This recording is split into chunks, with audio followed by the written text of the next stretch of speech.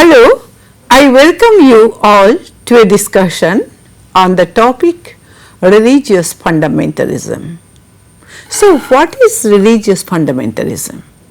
As a term, religious fundamentalism has been applied to various types of development that hold religious and political dimensions. We also learn that the fundamentalists are also sometimes known as unsophisticated and traditional protesters in a world that is evolving at a very fast rate because of modernity. So, religious fundamentalism, we can say that it is an effort put up by the interpreters of religion who believe in their age-old traditional original beliefs, values and behavior. For fundamentalism to rise, the forces of social change are important. Whenever there is a certain prominent change in our society, it might lead to a little chaos or disturbance in our regular community life. Fundamentalists believe that this shall lead to the loss of identity and our original roots. So, fundamentalism offers restoration of our age-old beliefs and values and strives to bring back the earlier better past than our modern today. To achieve this, fundamentalists evolve a comprehensive and absolutist rigid belief system and practice. This belief is capable of bringing intense commitment among its followers. They follow strict rules and principles in order to maintain their religious beliefs and practices. So, we can see that in the modern world, the issue of fundamentalism sometimes takes on a rather aggressive militant form where killing and terrorism is justified. People are killing each other and harming each other in the name of religion. There is bloodshed and bomb blasts in the mask of religious fundamentalism. India is no exception to the issue of religious fundamentalism.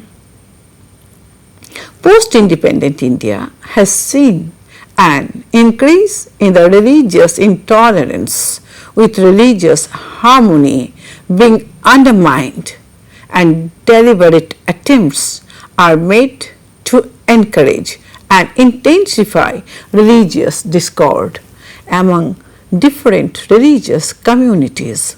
It is seen that many attempts to disrupt peace between two religious groups are made on the pretext of differentiation. So, what could be the reasons behind this?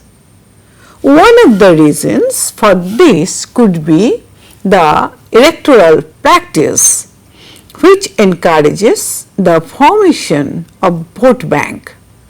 The vote bank is nurtured on the basis of caste and religious lines. The second reason may be the increasing size of claimants to the national economic gains. One way of increasing the share is to mobilize politically on religious and caste lines. Thus, one's religious or caste identity is emphasized more than one's national identity. The fundamentalists are known for their revolts and acts of opposing.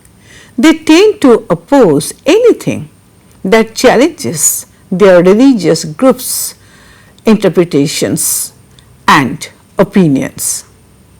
They start a revolt for any element that seemed to go a little unmatched with their own elements.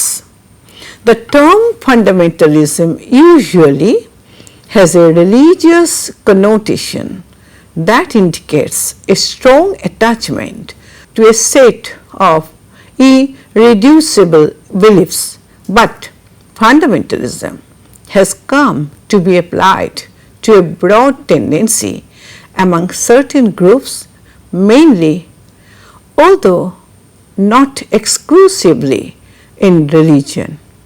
This tendency is most often characterized by a markedly strict literalism as applied to certain specific scriptures, dogmas or ideologies, and a strong sense of the importance of maintaining in-group and out-group distinctions, leading to an emphasis on purity and the desire to return to a previous ideal from which it is believed that members have begun to stray.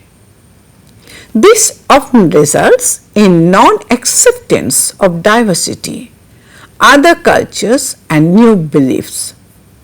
Let us now understand the origin of the term fundamentalism. Well, fundamentalism as a term was first coined in 1910 from articles written by American Protestant Christian authors that were published in 12 volumes entitled The Fundamentals. Lehman and Milton Stewart had financed the publishing. The main aim of this literary work was to protect the unerring nature of the Bible. Furthermore, they also aimed at criticizing the European higher criticisms that was examining the scriptures from the perspectives of philology, archaeology and anthropology. 3 million copies of the fundamentals were distributed amongst Protestant pastors, evangelists and theology students of America for free. So, while they were trying to protect the narrow boundaries of conservative Christian orthodoxy, the fundamentalism movement came into association with the return of the Christ to the earth, excessive patriotism and traditional way of living, norms, values and also neglecting intellectualism. Fundamentalism was then linked with issues like restoring of their tradition belief, values and practices. They believed that the old values were the best and no modern changes were acceptable, so much so that fundamentalism also started rejecting intellectualism. So, when modernization took place in the 20th century in a rapid space, society underwent changes. The changes were huge and man started thinking in a different way. They were more liberal towards education, sex, entertainment and norms. They talked more freely on issues that were earlier neglected or not considered appropriate to be discussed freely. Hence, when such rapid changes started taking place, the fundamentalists who had once retired or let's say lost from the public eye came back as a response to this rapid change in culture. The fundamentalists who had retired from participation in public policies and politics came back to the public arena. Let us now move to fundamentalism in a religious context. let me say a few words on Islamic fundamentalism. Well, in 1928, Hassan al-Banna established the Islamic organization called Ikhwan al-Muslimin, or the Society of Muslim Brothers, in Egypt. Since then, Islamic fundamentalism started. By 1930, Syria and Lebanon showed similar phenomenon, but it was the Iranian Revolution of 1979 that Islamic fundamentalism became widespread in the West, when Ayatollah Khomeini, the first supreme leader of Iran, attempted to apply the Sharia across all the institutions in the country. Many observers believe that it highlights patriarchy, promotes a pan-Islam that has to be publicized in foreign nations, so that an ideal community of like-minded followers of Islam is created. Well, after understanding the observations given above, we can conclude a few things about Islamic fundamentalism. This also leads to an understanding that it has no tolerance for other religion, as it believes in the supremacy of their own religion above all other religions. Islamic fundamentalism denies rationalism and historicism. It is understood that reason and rationality has no place in front of their religious beliefs, no matter how wide the beliefs may be. Islamic fundamentalism reflects hatred towards democratic liberalism and secularization. For them, their religion is everything. Democracy and secularization have no place. People in their country have to choose Islam, as there is no religion as divine and supreme than Islam. Islamic fundamentalist movement started in Egypt, Lebanon, Sudan and Indonesia, but by the early 21st century they could be found in parallel fundamentalist phenomena in other societies and other faiths. Now, let us focus our discussion towards global fundamentalism. Nowadays, we are all experiencing global fundamentalism. Global fundamentalism represents many different socio-political movements who share some common features in their response to a common globalization process. This process of globalization is characterized as secularization.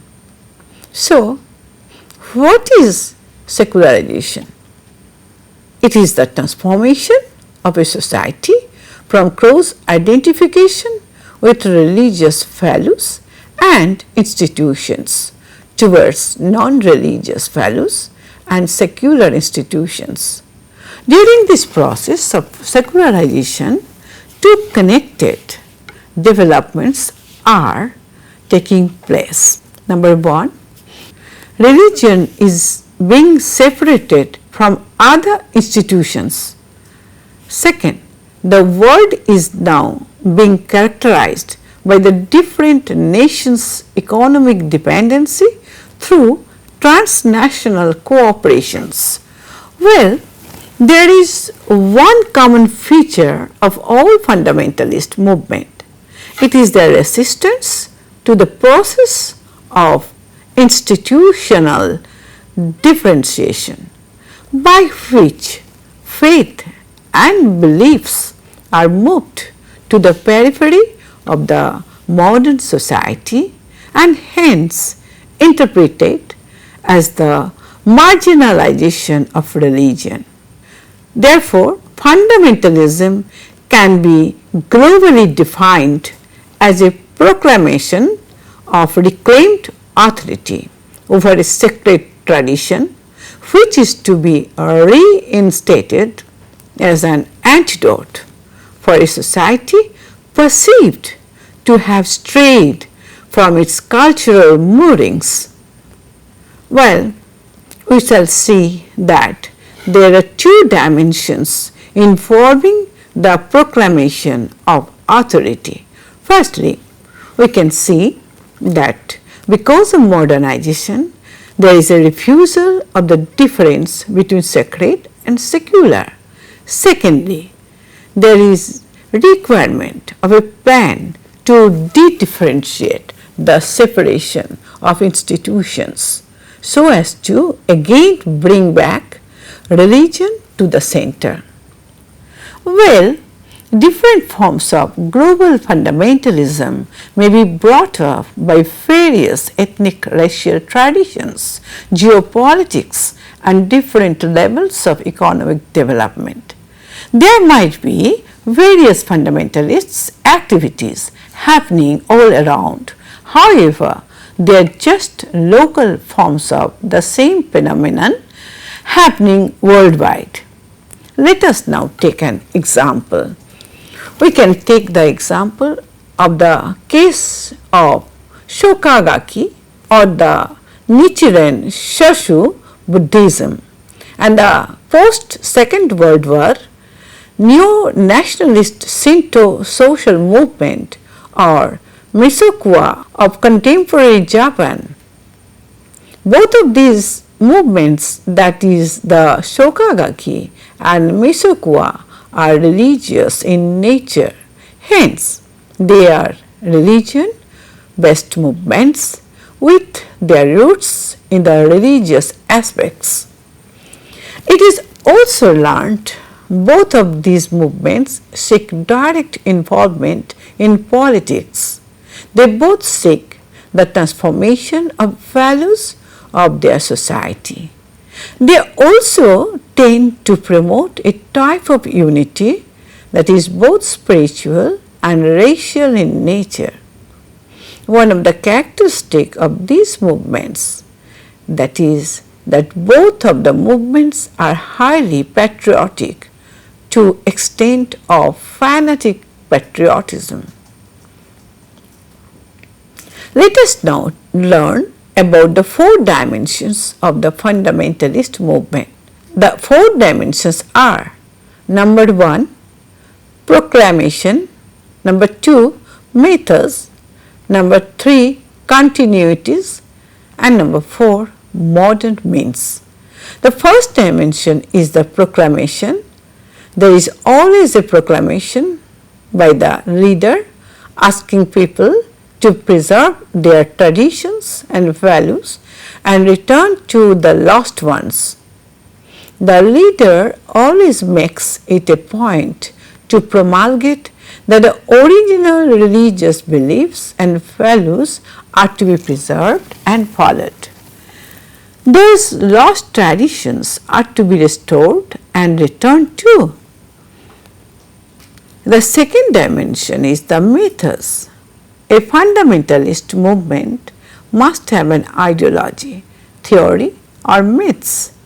There must always be a mythos as to what led to the present undesirable situation. It could be the breakdown or corruption in moral values. The story, too, as how the present state was reached should be present in order to spread awareness. The third dimension is the continuities. Any fundamentalist movement must draw clear continuities between the traditions lost and the movement as the solution for restoration of the same. And now the fourth dimension, that is the modern means. While the above mentioned changes are to be brought, the same is to be done through or with the help of modern means, whether educational or military. Thus, we can find an irony that by justifying that they want to restore the lost tradition, they are basically trying to create a new social order.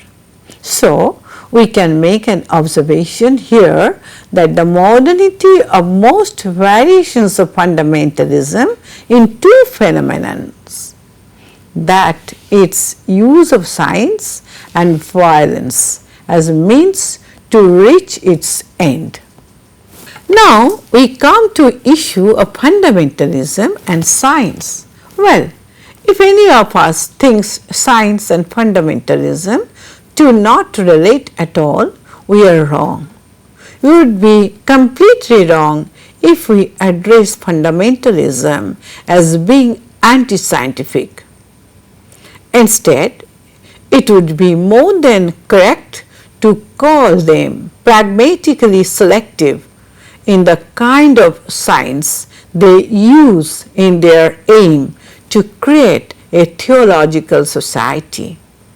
Fundamentalists do not reject science, but use it on their own terms.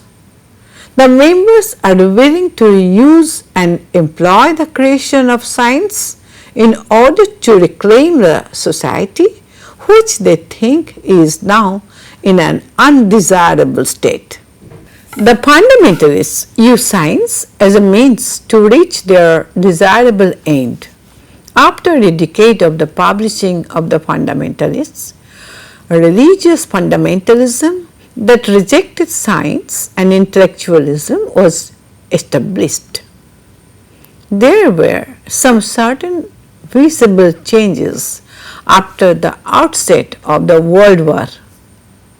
When the World War began, the fundamentalists changed their stance and believed that modern science would be compatible with the Bible if one interpreted it correctly. Science and its creation thus became a bridge between the fundamentalist and modernity. Some of the groups also came up for a short while called the Religion and Science Association, Seventh-day Adventist Best Society for the Study of Deluse Geology and Related Science. These groups played a major role in keeping alive the flame of the reconciliation of religion and science. The Creation Science Institute, San Diego, is one such institute that has made far. The CSI is funded by individual and church contributions. Their funds also come from their own publishing and journal subscriptions.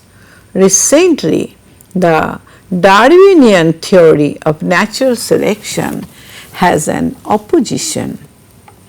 The idea of intelligent design has come up as a rival to the Darwinian theory of natural selection.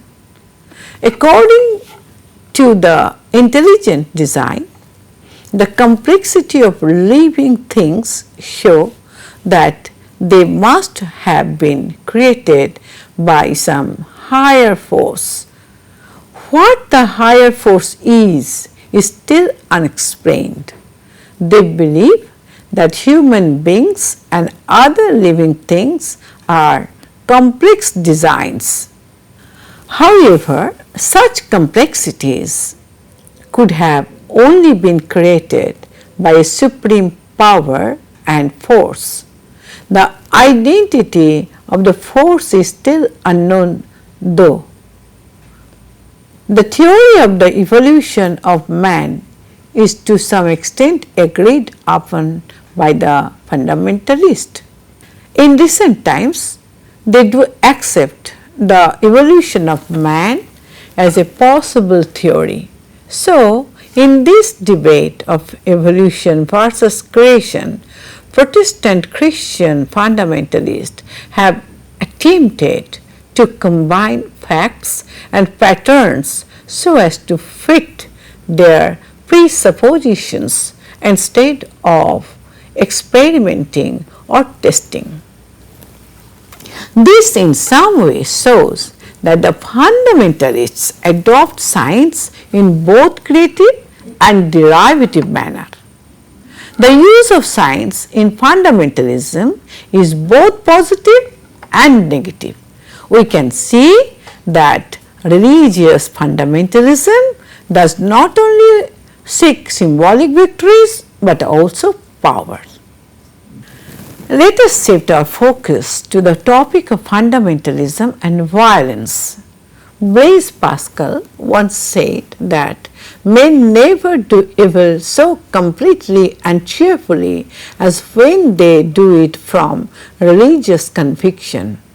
This seems completely right in the case of religious fundamentalism. Institutional differentiations leads to the compartmentalization of religion and is accompanied by the high rate of cultural diversity. This diversity is through immigration, employment, high-speed communication, and sometimes due to the loss of freedom in one's own country. So, we live in this world full of diversity in all the spheres. This diversity has led to differentiation in culture, caste, color, and creed. Each diverse group has their own institution. So, in cases of such huge complex cultural diversity, the fundamentalist movements are hence seen a remedy to shelter one's tradition and values. The fundamentalists act as a shield that protects one's religious beliefs and ideologies from being affected and influenced or even overshadowed by other religions. They are of the view that they are being put behind and looked upon by other groups. They consider themselves to be lacking behind in a world that is continuously threatening them, and these secularists desire them to be destroyed. Hence, it does not take much for this to be transformed to violence from verbal protests. Violence is used as a tool for reclaiming their sacred values. It has nowadays become not an option but most probable strategy. Violence has become a trademark of fundamentalist movements. Terrorism, murder, and mass attacks have become quite synonymous to religious fundamentalism. Thus, violence was used as a tool by Ayatollah Khomeini of Iran against the Christian West and the other Muslims who did not follow the Islamic Revolution. He killed thousands of men during the 1980s. In 1979, he urged more than 200 Iranian pilgrims to participate in the Hajj to the Grand Mosque in Mecca, Saudi Arabia. There, they killed 40,000 worshippers with smuggled automatic weapons. Other examples of violence are the Sikh fundamentalist extremists' assassination of Indian Prime Minister Indira Gandhi in 1984, the Tibetan exile in India, the terrorists' 9/11 attack at Twin Towers in the USA, and the 26/11 attack in India. As science is a means to the desirable end of the fundamentalist, violence is the path they follow to achieve what they call preservation of their culture and religion. Now we come to the end of this discussion. We can see that the breaking point that the globalization culture reaches eventually is the actual cause of global fundamentalism. Our system of transnational dependency seems to be skeptical for future use. The world system, based on its interdependency with other nations, never evolves successfully, because if we work towards this aim, the traditional values, religion and norms are at stake and being threatened. As we converge to work together, we are at the stake of losing our own original identity to a universal one to which hardly a few would agree. Well, as we see, secular globalization is self-limiting. The rate at which our society is transforming makes us want to preserve our identities even more. High-speed communication and technology do not create similar identity, instead leads to a desire for a separate identity and preservation of one's own culture in this rapidly evolving society. So, we should also keep in mind that all nations are not equal, neither in resources nor in religion. So, it would be wrong for us to expect all faiths accepting each other ideologies. Hence, not all faith considers the other faith equal or same. So, it ultimately leads to some kind of conflict that may further bring about violence. So, as we have come to proper end of our topic on religious fundamentalism, I would like to conclude saying that both globalization and fundamentalism are two sides of the same coin. I thank you for taking part in this lecture.